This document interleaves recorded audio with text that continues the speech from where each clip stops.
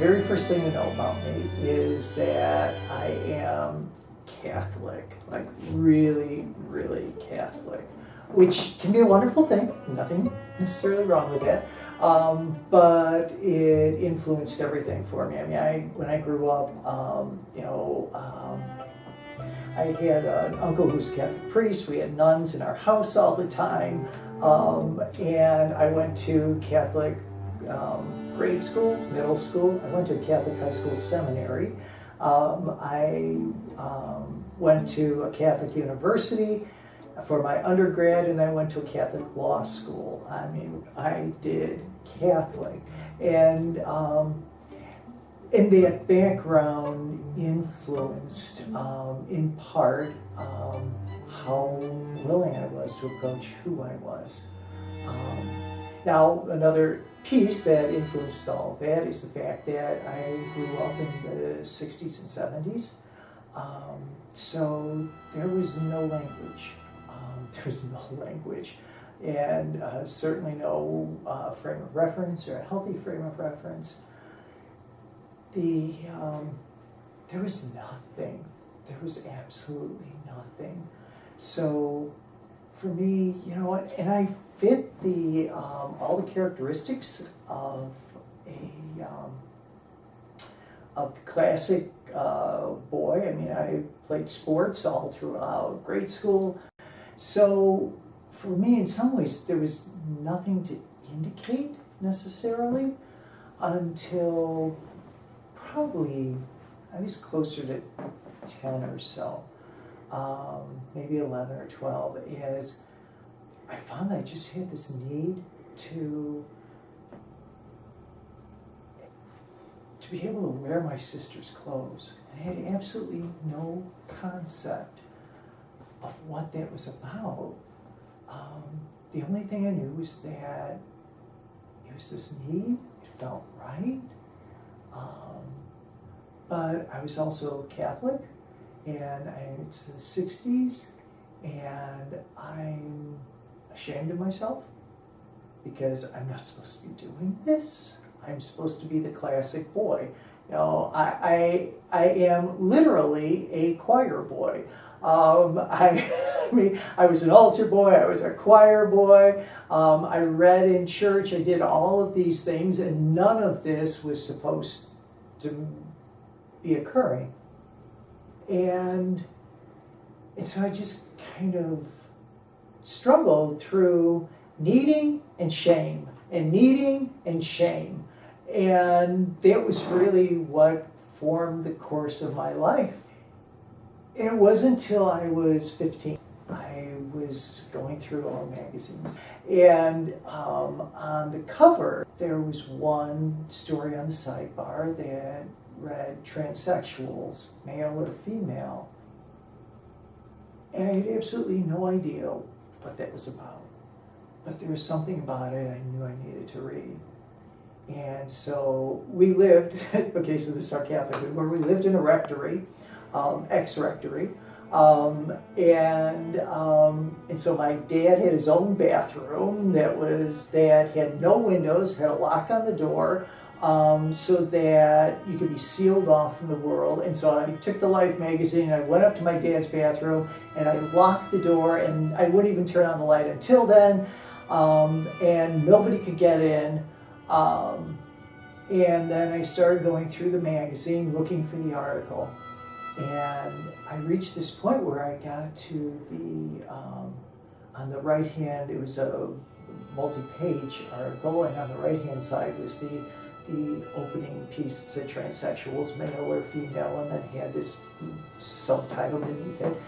And I started reading that, and then I looked at the left-hand side of the magazine, and it was this full-page photo. And it was a young woman who was somewhere in her early 20s. And I read the caption, and she was a trans woman. Now, of course, that term didn't exist then either. I looked at the photo, and I saw myself. As soon as I saw that she was trans, and I thought, oh my God, I'm looking at myself. I knew, even though I had no concept of what was going on for me or why, I knew in looking at that photo that I was seeing myself. And so I thought the same set of words in two different tones. And the words were, oh my God. And in one way it was, oh my God, I see myself. And the other was, oh my God, no, no, no, no. Because everything was going to be totally messed up. Everything from that point forward. I'm in a Catholic seminary. I have nobody to talk to.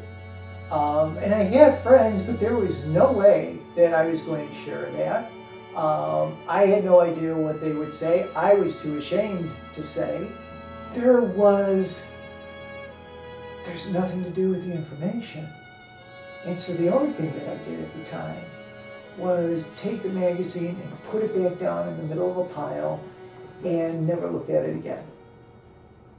And yet that moment stayed with me, so that 35 years later, I knew the year, I knew who was on the cover, I knew who the articles were, I knew that it was the beginning of 1970.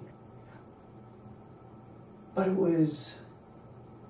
it stayed. And so I kept trying to experience, I always struggle around the term cross-dressing. It's not that it's not a term that's not used, but to me it always seems to indicate an act. I'm dressing. And this wasn't about an action. This was about expressing who I was. This was about being. And all I was looking to do was find a way to express who I am. And there was no way to do it. So I told myself that this couldn't be real, that it would go away, that I would just have to stay focused on other things. And I was in college, and I never quite felt that I knew my place. Even in the midst of a dorm, because in Notre Dame you stay in a dorm most of college, but even in the midst of all of these people, I still felt out of place. And honestly, it wasn't, I know I'm jumping ahead a little bit, but it wasn't until right around the time I was transitioning, and I was at this church fair.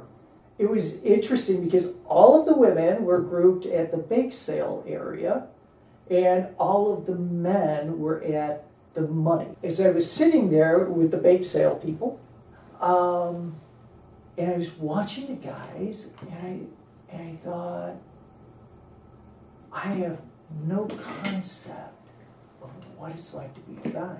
And what that experience and that feeling that I had at Notre Dame, and I loved the school, I always felt out of place. And then sitting at a bake sale, I finally understood why. I felt out of place because I was never me. The whole time I was there, I was never me. And I hung out with the guys. And not that I don't have friends who are male or anything like that, but it wasn't, I was never at home.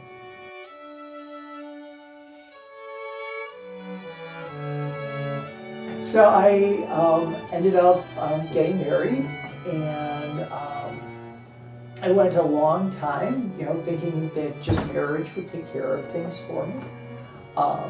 And then I finally hit this point where I just couldn't ignore who I was. And so I started trying to find expression again, and heard about this organization called Trias. There was somebody talking about it on the radio. The segment ended, and I had absolutely no idea how to find them. It took me 2 years to find it. And that whole time, it's like, I need to talk to somebody. I need to find somebody. And went to the first gathering. There was such a combination of feelings. The best feeling was I walked into a space and I thought, oh my God, I'm with my people. I'm with my people. They get me. They know, they've had this experience. I don't have to try to explain to them what this means or what this is like or anything else like that. And at the same time, I struggled. It was held, these meetings were held at a hotel in the western suburbs. And so to attend, you would, I think there was a back door, but I don't think I knew where the back door was initially. And so I have to walk through the lobby of the hotel. And that was terrifying. It was cool in some ways. There's something cool about being in this incredibly limited sense out. And yet, at the same time, what's going through my mind is, oh my God, these people are looking at me, they're mocking me, they're judging me. And I didn't really need anybody else to judge me because I was really busy judging myself. I know that I have carried, I think I've dealt with it, but who knows? My own transphobia, all of those messages about there is something wrong with not conforming and not conforming to what it means to be a guy. I took that in. And so there would be, every time I went to a Trias meeting, there was like this nutty battle going on for me. And I would be getting ready and psyched about getting ready. And at the same time, I would be in this other place of, no, I can't do this. I can't do this. I shouldn't do this. I had a sense of myself that I looked like a clown. And there was the actual word I used for myself, was I looked like a clown. And I was quite certain it was phrasing from my mom, who had not seen me, but I could hear it inside my head. And so I would do this whole thing for like an hour or two before going to Trias that was, okay, I'm going. No, I'm not. I'm going. No, I'm not. I would start to get changed and then get unchanged and then get changed and then get unchanged and go back and forth. And it was nuts. And to be around that energy, it had to be enough to make anybody crazy. It certainly was making me crazy. And so I went for like 2 or 3 years, and then I backed off again for multiple reasons. Some good, I had some good reasons for it, and I had, and it gave me an excuse so that I didn't have to be myself because of the consequences. I had a career, I was set, I had a family, all of that was in place. And so I just struggled back and forth.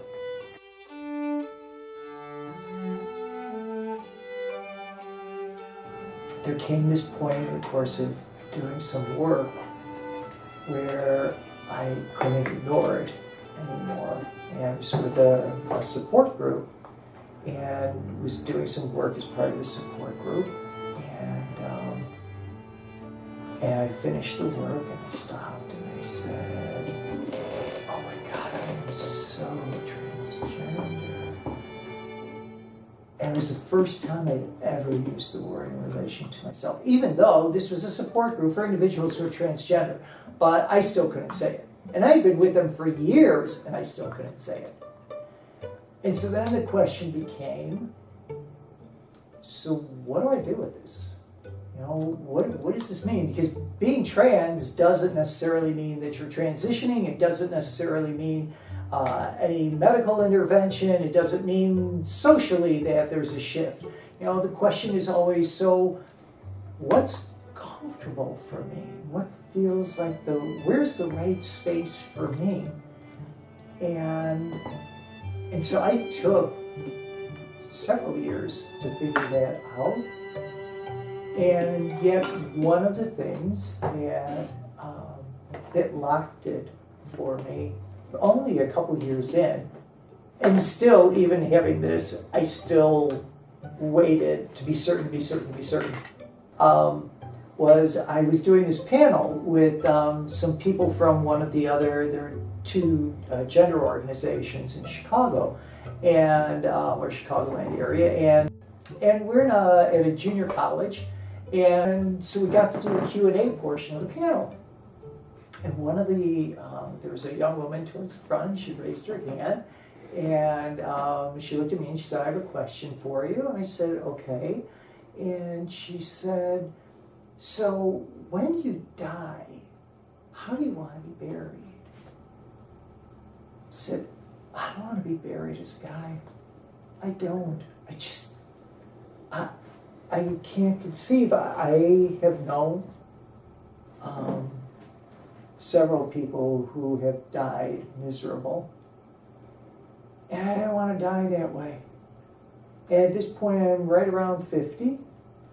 And I couldn't see my life ending like that. All I could think of, and then driving home, all I could think of was being on my deathbed and thinking, oh my God, I never was me. I never became who I needed to become. And the sense of loss, if that would happen, and you don't get do-overs. So that then pushed me towards, okay, I know what I need to do, or who I need to be, but there was still all of this shame around who that meant I would be, and then just downright terror, because I'm established. I'm a lawyer, I have a job with a good firm, I've been there since eternity began, I have kids who are growing up,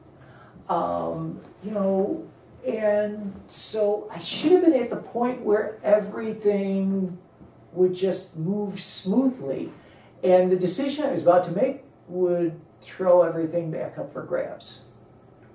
Marriage, relationships with my family members, my job, all of those things that I was afraid of losing when I was 15 were still the same things I was afraid of losing, because I was concerned that I would have no one, that I would make this choice and there would be nobody left in my life. And yet, despite that, I still needed, and maybe for me that speaks to how much I needed to move to this place of congruence for myself, was that everything that mattered to me, I was willing to risk losing, because I couldn't stand the idea of not being myself any longer. Because it tears you apart. I mean, it tears you apart to be fake, to be somebody that everybody else wants you to be, to put on this story for everybody.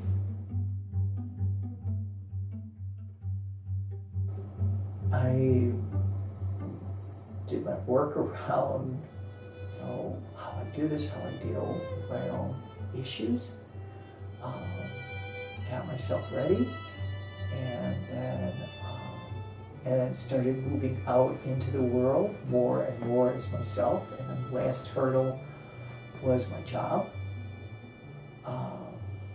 and it was more difficult to shift. There was a greater sense. more locked into who I was and how I looked when I was living on the other side of the aisle. And so it was really tough for me to separate that, which is part of the whole clown thing, that I didn't look like myself, I was faking something.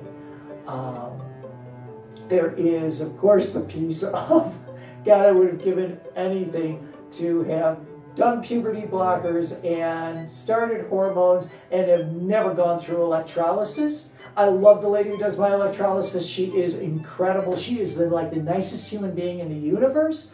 And yet, for me, that's the piece. All of us have different pieces and different things, but that still having any facial hair, I just want to tear it off my face. That is the place where it's like I just want to rip it. If I could find a way to get my fingernails underneath it and just tear it off, I would tear it off. Despite the fact that the count is ridiculously lower than it ever was, but the fact that there is still this little bit there reminds me of a place where I never belonged.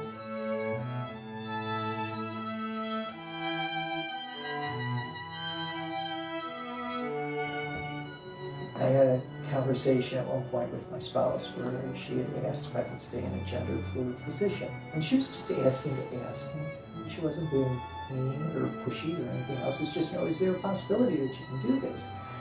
And at the time that she'd said it to me, I said, give me a day to think about it. And we were having lunch at the time. And I don't know if I got past another bite, and I just stopped and I said, okay, I'm lying to you. If I'm telling you, give me a day, I said, I'm just creating expectations. And I can't do it. I can't move back and forth. That is not where I am. And which meant that I was risking a relationship that I really wanted. So I shifted. I transitioned. I transitioned with my firm several years ago. It's been 9 years. And there have been losses. There have been a lot of losses. And yet, I wouldn't change the decision. I want to change the decision. I can't conceive of living my life out in a way that I finally get to be me. I finally get to express who I am, to live as myself.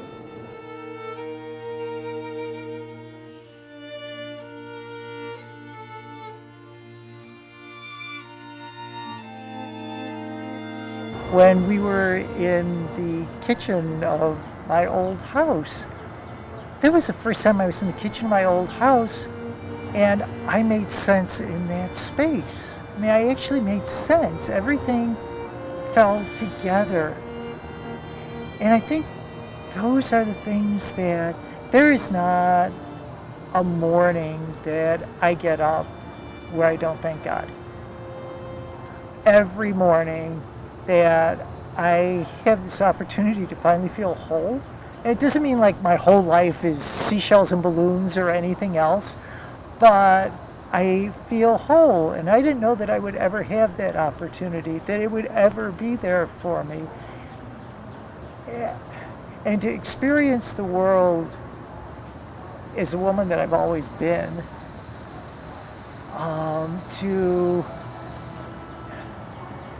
be able to choose every day what to wear in a way that's congruent with me and how I'm feeling that day and where I'm going to be that day, but it's always an expression of me within that context. It is For all of the levels of loss that I've experienced, I would do it all over again to get to this space. I would do it all over again.